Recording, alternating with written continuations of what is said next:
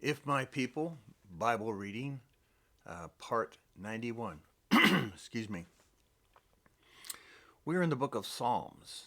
And so you're going to say, what? What? You just finished Judges. Okay. We are writing the Bible was written, uh, the one we've put together, according to dates. So when Paul was learning, and he was a disciple in the Pharisees and the Sadducees in that area of studying before he had that mighty meeting with Yeshua on the way to Damascus on the road. Um, he studied what he was given, and they were given, and all these were dated, so they knew what came next. So what comes after the book of the scroll of Judges? Well, the scrolls, the books of the book of Psalms, or the songs, Songs. But for the sake of this instruction, we'll call it the Psalms. So if you read it in that order, we morning, got to get that cleared. Sorry. If you read it in the order that we've asked you to do, and judge us later, don't judge us every time you turn around. We are living in the time of judgment, so that's a sad situation. You constantly defending yourself. Well, I'm not defending it. I'm just saying, look at the word and what we're saying. And those hundreds of people have gotten back with me saying, we've never read a Bible this way. That's why I'm continuing to say this and do this. Read it like we're asking you to, because this is what they did thousands of years ago. So the book of Psalms comes up and say, well, nobody knows who uh, David is yet. Uh, True, this is a book, and it was written by Yahweh and was given at certain times to man. So we're just following what exactly happened. We're not making up things. We didn't go to the Council of Nicene in 300 AD and change everything. We didn't go to any of the Bible books when they were put together in the 16th century, and from 1490 to 1560, all kinds of Bibles were written, mostly all following and ended up like the King James. And by the way, the King James Bible was not even close to what it was written in Old English. It was very hard to read today. I've had so many people, unfortunately Baptists, tell me that the King James is the only authorized Bible in the world by Jesus himself. I've heard so much of that from strong Baptists. I don't know where they get that, because I got to see a copy of the original King James, and no Baptist could read it. And first of all, and second of all, and third of all, there were many more um, Bibles, books, not 66. There was way into the 70s.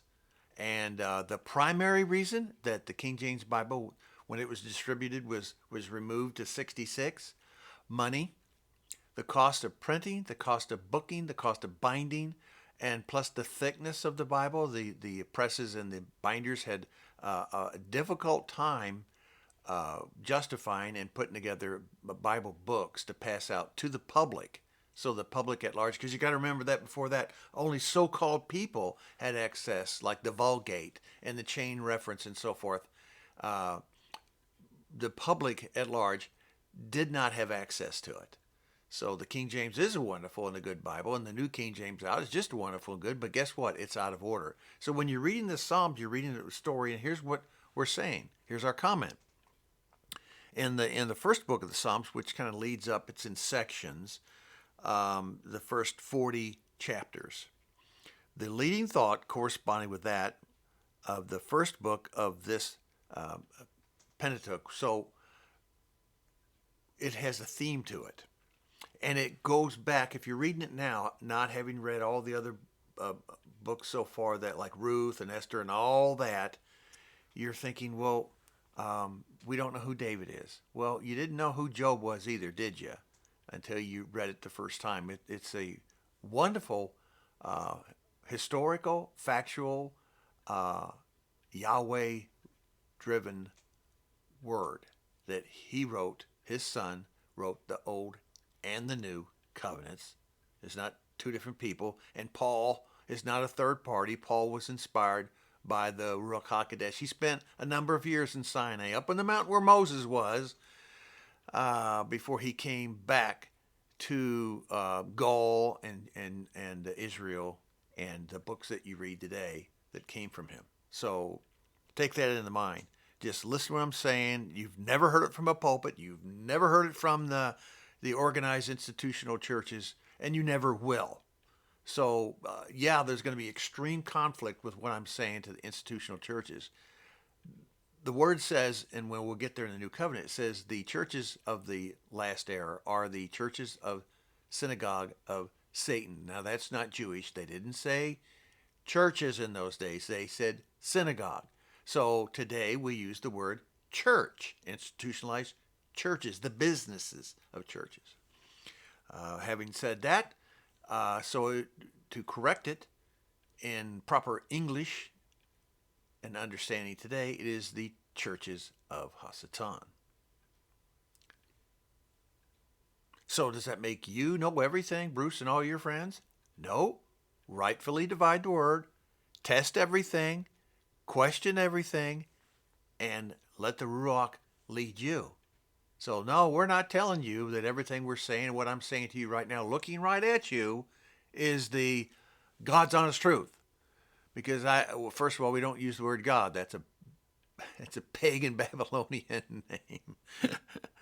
Or Yahweh's. Yahweh speaks to me directly. No, he doesn't. Yahweh talked to me yesterday and he gave me a vision. How many people have you heard on television and YouTube say that? Well, and if they're telling the truth, that is fantastic. But are they? Okay. The first book, the first or Genesis book, is divided into 3 sections in chapters 1 through 40, ending at 41. The first chapters 1 through 8 talks about man, and that's what we find in the book of Job. That's what we find in Genesis. It's taking you back again. We just got through Judges. We just got through the Torah, the Old Testament Torah.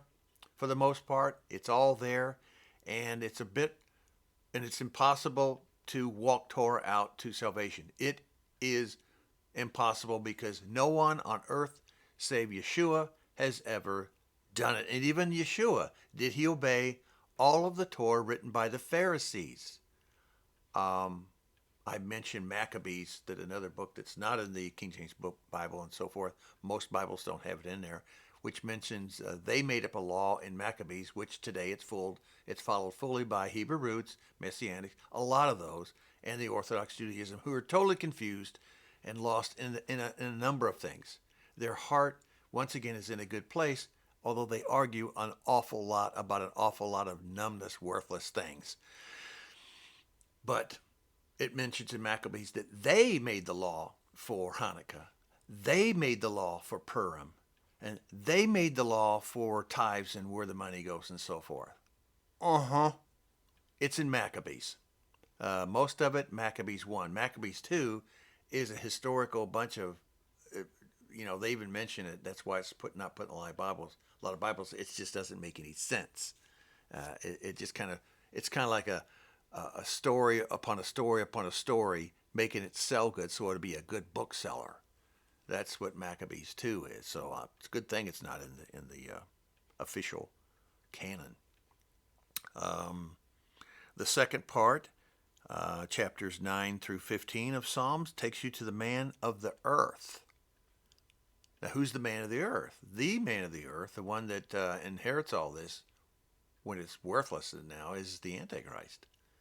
And here we go again. We just went through tabernacles, and you're hearing people practicing all over the United States in all these tents and campouts. And by the way, in Maccabees 2, they called it camping out.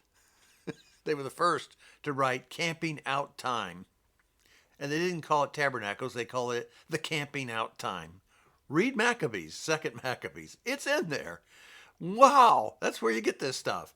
So, as I've told some other people that have asked me detailed questions about what kind of tent do you sleep in? Do you bring your real bed from home? Do you make it luxurious, or do you sleep on the cold, hard ground?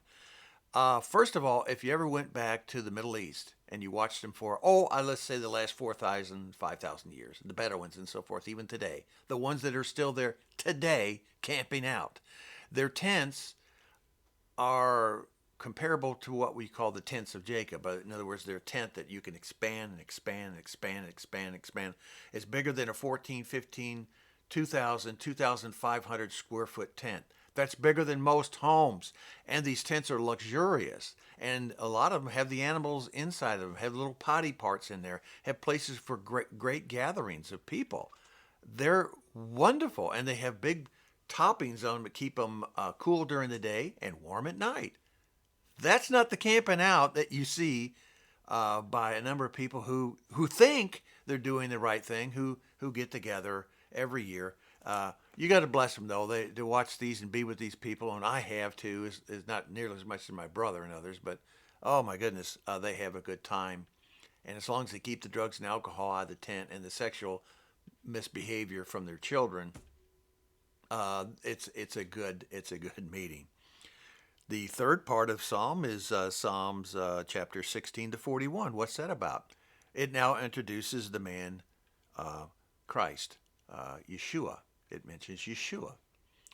Does that sound familiar to Job, where Yahweh kicks in from chapters 40 on? Does that sound familiar? And you wonder why we're doing Psalms now. Well, that's it. I mean, it's so obvious, plus the date that it was written. Okay? So having said that, we are now going to go cover the next 1, 2, or 3. We'll be able to do Psalms here in these sections. So hang with me. Don't freak out. And if you ask your friends or I'm going to go talk to my pastor about this. Well, you go ahead, and guess what kind of answer you're going to get? He's going to tell you to shut me off. You're not even getting close to the good stuff that you're going to learn. And it's going to be there in the Word. We ask you to read this thing from beginning to end, unlike what the pastors tell you. They tell you that. Say, go home and read it, but you'll never hear it from the pulpit. They don't do it. There's so few. The only one that I found is J. Vernon McGee, but his was mostly radio series. Okay, it wasn't television. He died in, I think, 86. And Arnold Murray of Shepherd's Chapel. I think he goes from the beginning to end. And what do I say about that? Fantastic. That is absolutely fantastic. So we're going to start with going through the man of the earth. So here's Adam and Eve. Here's the Antichrist coming in right there in Job and right there in the book of Genesis. And then, of course, Messiah is mentioned throughout as that walking, living, talking Yahweh. Okay? All right, let's get going on it. And what have I got? 2 minutes, so we can get going. The book of Psalms, Psalm 6. I am worn out from groaning all night long. I flood my bed with weeping and drench my couch in tears. This book starts off with, blessed is the man. This is Psalm 1, chapter 1, verse 1. Blessed is the man who does not walk in the counsel of the wicked, or stand in the way of the sinners, or sit in the seat of mockers. Book of Job, there it is. It's bringing it up. What did Job go through? That's why we put Job first in our Bible. So the comment on Psalm 6 is, one cannot get saved when in the grave. There's a lot of Christian denominations who push hard salvation of the dead. A lot of them. Too many of them. One cannot get a priest or have anyone say any holy prayer when you are past. You have your living times destined for that time and to the end when you are a blessing for others in this lifetime. Man sure has his wires crossed with institutionalized churches and synagogues teaching evil doctrines to the sheeples. Do not be a sheeple. All right. This introduction is over. Hang in there. We are now getting to the book of Psalms. Blessings.